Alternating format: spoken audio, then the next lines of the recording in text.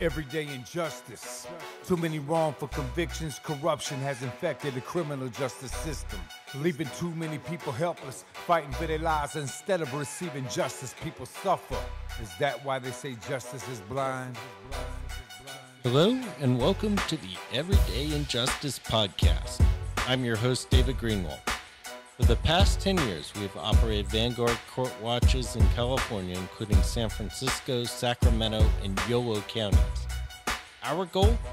Expose everyday court injustices, and now, more broadly, shine a spotlight on injustices in the entire criminal justice system, in the form of wrongful convictions, police and prosecutorial misconduct, and mass incarceration. This podcast hopes to take it a step further and highlight criminal justice reform on a national level. Everyday injustice.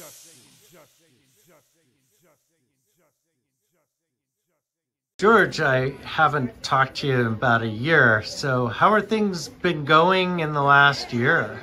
You know, it's been exciting. It's always there's a lot of craziness, but we continue to do the work. This year actually has been incredibly productive. We began to do our environmental justice work, so we started with a big case against a metal recycler that had been poisoning the water and the environment around a high school and housing development in South LA. We started our waste theft unit, and we now are prosecuting some very big cases. We're seeing violent crime coming down. We're sort of now approaching the pre-pandemic period. At the same time that we have held police accountable, we continue to do work around criminal justice reform. We're doing a lot of work around diversion, dealing with mental health issues. Frankly, we're trying to also gear up for our campaign this coming year and make sure that our coalition stays strong. Feel very fortunate that the people that brought me into place in 2020 are all standing with us, and we're actually seeing new people coming into our coalition. So these are very exciting times. And you mentioned that crime is going down, but you wouldn't know it if you read the newspaper or watch the news. How do you get that across to the public? Yeah, one of the I would say one of the biggest challenges that we have is how can we get factual information in a way that people understand it, in a way that people see it. There's so much misinformation concerning crime, and as you indicated, we're actually crime nationally, but certainly in LA County per capita is coming down faster than many other jurisdictions that continue to adhere to the old way of doing business. So the problem for us, and I say us because I'm really part of a team, is how do we get the message out? How do we get this information out on social media? How do we get traditional media to more aggressively provide a balanced approach to the work? There's often, especially within the Republican Party, you see people talking about crime in jurisdictions that are being run by progressive Democrats. So you saw like Governor DeSantis was here about a week ago, and he was talking during a TV interview about organized retail theft in LA and that I was not prosecuting those cases, which is clearly a lie. But interestingly enough, what he did not say is that actually organized retail theft is creating havoc in Florida. So you see those things going on where you see, Republicans trying to put crime onto my work or reform work, and often they don't tell you the reality is that actually per capita crime is much higher in those jurisdictions. We know that violence, especially gun violence, is substantially higher in the state of Florida than it is in the state of California or Texas. But yeah, if you listen to the news, you would think it would be the other way around. So educating the public, getting this information out there is critically important, not only for the work that I'm doing, but for the work that we're trying to do across the state, across the country. What would you cite as your biggest accomplishment of your first term so far? Yeah, for me, I think that coming out of 2 years of this, hard lockdown, a pandemic that was unprecedented for generations, and being able to actually implement all this criminal justice reform initiatives that we did, and then seeing crime now going down and showing that actually the policies and the work that we're doing actually is congruent. It actually helps safety, that doesn't create more insecurity. For me, that I think has been the largest accomplishment, and it's not my accomplishment, it's our accomplishment, because it takes a lot of people to be here. It took a lot of people to put me in office. It takes a lot of people for me to do the work every day, and I think that this is a wonderful testament to the fact that reform actually can work, and it's actually good for our community. And what is your biggest goal for a second term? Yeah, my biggest goal would be not only to continue to do the work, but actually continue to build a culture of the LA District Attorney, which is the largest prosecuting office in the country, to become a 21st century prosecuting office, an office that understands that accountability and rehabilitation are not antagonistic to one another, an office that understands that public safety and humanity are actually congruent, that they work together, an office that understands that we have a responsibility to make sure that our work does no harm, that we use a moral compass that understands that whether you're poor or rich, whether you're black or brown or white, that the system is going to be for there equally with the same vigor and the same humanity. DA, can you talk about your record on police accountability? Of course. Look, first of all, let me begin by saying that there are people out there that like to say that I'm anti-police, and that's further from the truth. I was a police officer for over 30 years. I care deeply for policing, but I understand that it's so important for policing to be done right.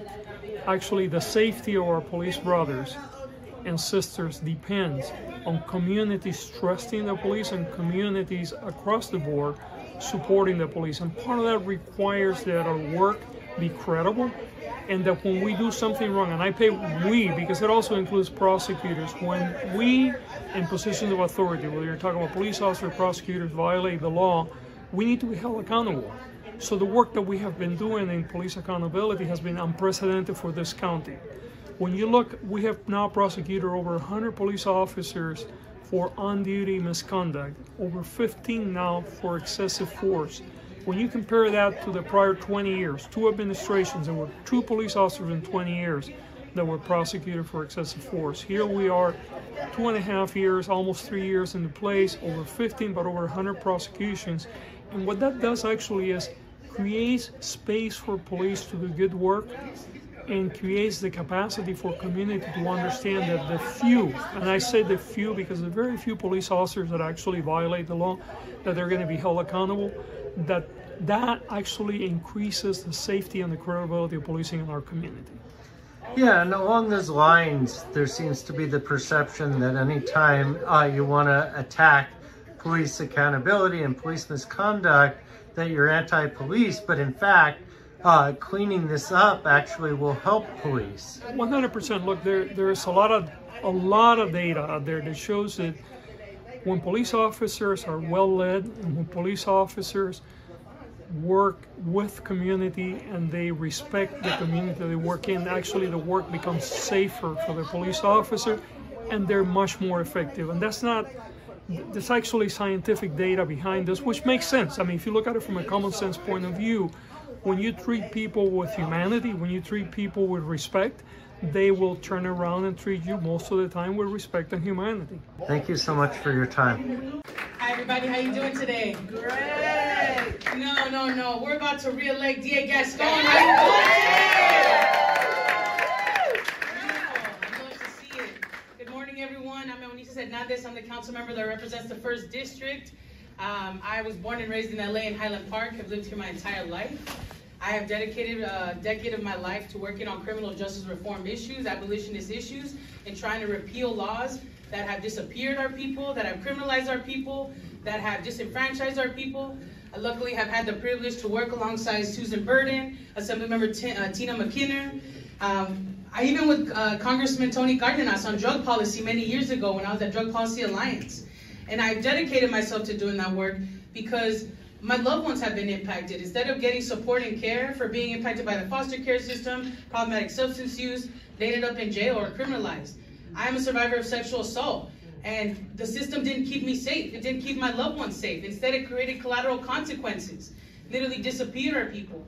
And so that's why I've dedicated myself to trying to repeal these laws, to make this system one that will keep us safe and remove the power from the system that doesn't keep us safe.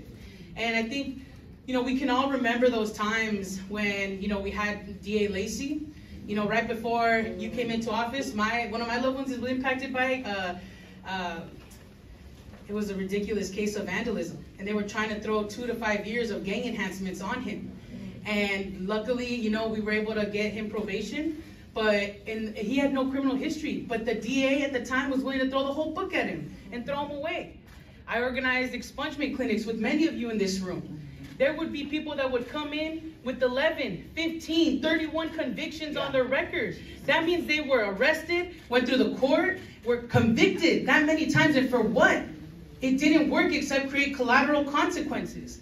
I think many of us know that there are over 4,800 collateral consequences on the laws and policy books that keep our people from re-enfranchising, from living in certain places, from getting certain licenses.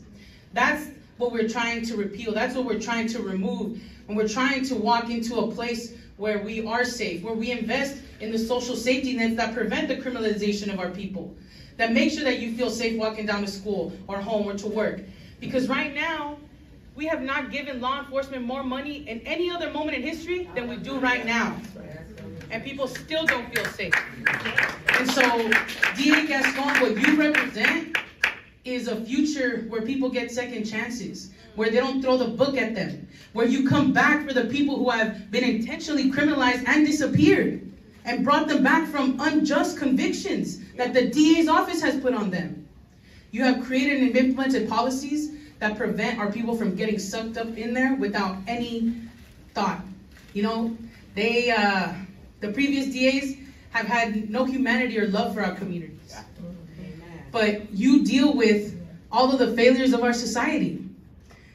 Assemblymember Tina McKinnon talked about the lack of employment, the cost of housing, the cost of food and gas. Has your checks increased at that rate? No. Now think about the people who have thousands of collateral consequences on them because they've been intentionally criminalized. This system is racist. We know that. You can look at the jail population where our Black community members are only 9% of our general population here in our communities. Over 30% of the people sucked up into the jail system. And then everybody else gets sucked up too. Black trans women during COVID-19, before that, were the least released and the least to receive services. And at least now we have someone who's at the door of that system, who's making sure that people's humanity is looked at, that they're not just getting sucked up indiscriminately. And so I thank you for that. You represent a future that's better. You represent a future that prevents this disappearance of our people at a grand scale. And I just appreciate you for the work you've done to help also people that have been unjustly criminalized. But that's why I'm here to support you. Because I think a lot of y'all know where I stand on these issues. I don't normally endorse prosecutors or sheriffs. I don't do that. Because, again, I'm trying to take power from that system because I've seen the impact of that system on my loved ones. But I believe in you. So far, you've kept up your word and the policies that you said you're going to do. And just a side note for that, the policies that you're implementing, you didn't even do them on your own. There are people who are sitting in the audience that were part of the working groups that put together those policies. So even the policies came from community, from directly impacted people. That never happened before. And so I just have a lot of hope for you. All right. And I look forward to the future with you. We got your back, I got your back, and I'm willing to throw down to make sure that we can continue on this better path. My name is Assemblymember Tina McKinnon, and I represent the 61st Assembly District. I would like to say I love you, George. I was born and raised right here in Southern California. I went to high school at Hollywood High School. In 1992, my life changed because we turned the TV on and we saw police officers beating Rodney King. And that is when I started my public service. I got off the sofa and I thought, oh my God, I have two little black boys here, and I need to get involved because this is really bad, to see this on television. This is the first time we'd even seen anything like this on TV. Fast forward to watching George Floyd get murdered on television. That happened, and I'm full circle. I've spent my whole 30 years later in public service, and this happens, and I meet George Gascon. And the way I meet George Gascon is because I'm working at LA Voice and LA Voice Action. Woo-hoo! Yeah! And we've decided that we're going to do our first C4 nonprofit community table campaigns. And we do this 4 years ago, and we campaigned for two of the most progressive people in the country, George Gascon and Holly Mitchell. Yeah! And I work with organizations like Community Coalition, SEIU, Working Families Party, California Donor Table, Eunices Hernandez, and Susan Burton to get George elected. I hired a bunch of phone bankers, you guys, and they were all system impacted people. And so when we got ready to start making our phone calls, they looked at George's bio and they were ready to walk out. They said, no, we're not calling for a cop. So no, Tina, we're not doing it. And so we shut the phone bank down for about an hour, and we said, okay, if you guys get online, research George Gascon, and then come back and tell me what you think, and we'll go from there. So we took the hour, they went online, they found out that George was an ex-cop that wanted to reform the justice system. That was something they didn't think they would ever see. All he wanted to do, guys, is make police accountable. He no longer wanted kids to be prosecuted as an adult. He wanted to limit sentence enhancements and 3 strikes. He wanted to divert low-level misdemeanors, end the death penalty, work to end cash bail. Wow, that's great.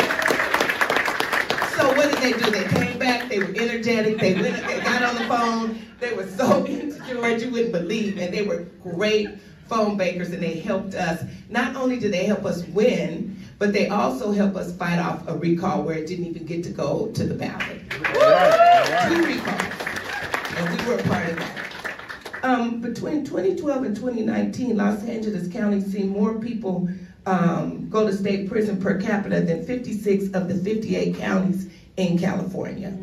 In spite of this, violent crime increased over 25%. This is before George. This was before George. But George Gascon has kept his promise. Yes. Right? He's made us safe because he's made it safer. Look, reported homicides, rape, and aggravated assaults have declined this year compared to the 2021 reports over the same time this period. That's right. Because of George Gascon. I had the privilege of authoring a bill sponsored by the Office of LA DA Gascon, AB 709, the criminal history disclosure that will allow for a narrow exception to share transcripts with defense attorneys. I know that's lawyery, but it's good for our people. Yeah. George, I thank you so much for making LA County safer because you're here. I know that we hear not a lot about the economic crimes that happen on the ground. And when I say economic crimes, you know, when the rent's too high and the gas is too high and the food is too high, people do things that they wouldn't ordinarily do if you ever watch Trading Places. They kind of depicted that. But George, I want to tell you that I believe in you, I endorse you, and brother, you're my brother, and I'll be here to stand with you the whole way. All right. I'm blessed to have been born just down the road in this great country.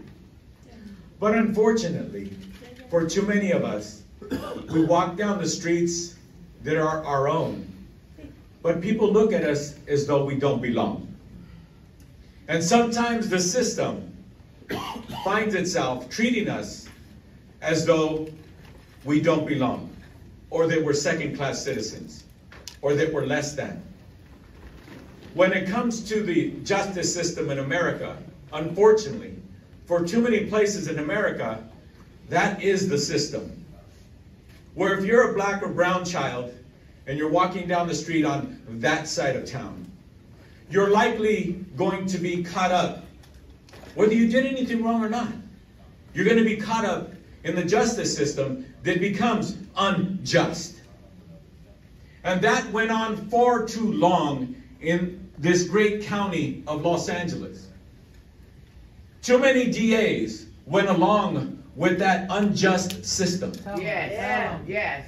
Your children and your grandchildren far too often were subjected to be assumed to be a gang member, even though they might have been the hardest studying kid in that little community, even though they were more afraid of their mother or their father or their abuelita than they were the cops. They didn't do anything wrong.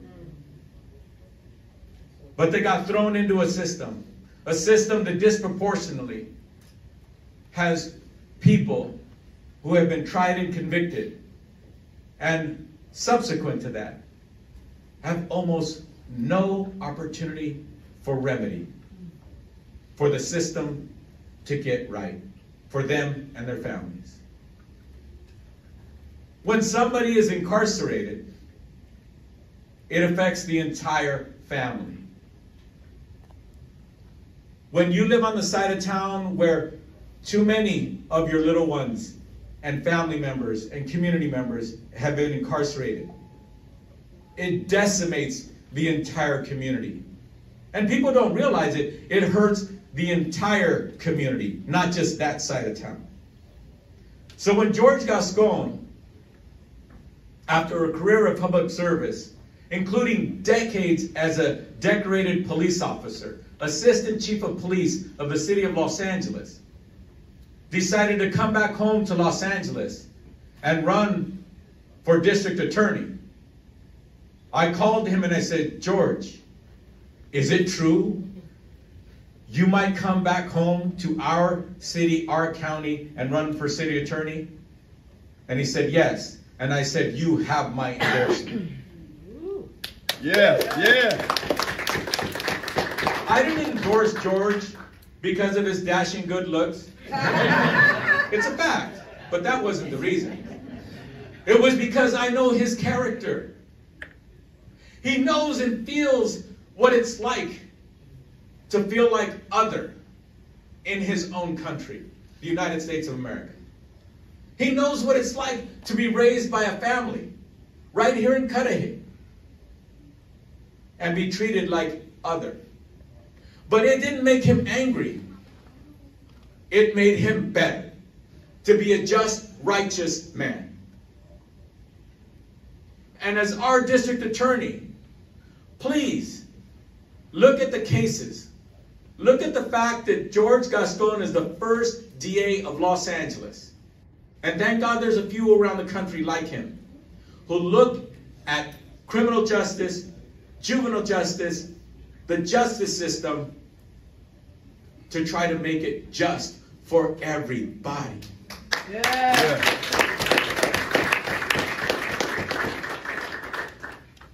Far too often, people like to isolate themselves, especially DAs, and say, my job is to prosecute and to smash communities and families into believing that that is just, and it is not.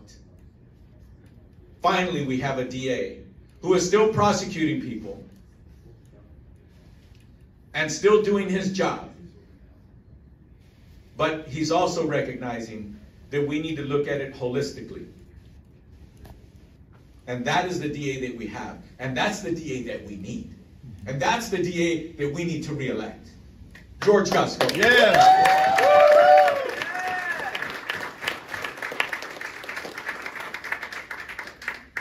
So it's our job, those of us who know the truth, those of us who've experienced injustice, those of us who know people in our lives, we know they're good young men and women, but have been spending 5, 10, 15, 20 years behind bars when that did not need to be the case. And let's not forget, and we know the families that they left behind. That's what crushes communities. Injustice. Over-prosecuting individuals, families, and entire communities. Our DA, George Gascon, is the kind of DA that the system was made to have.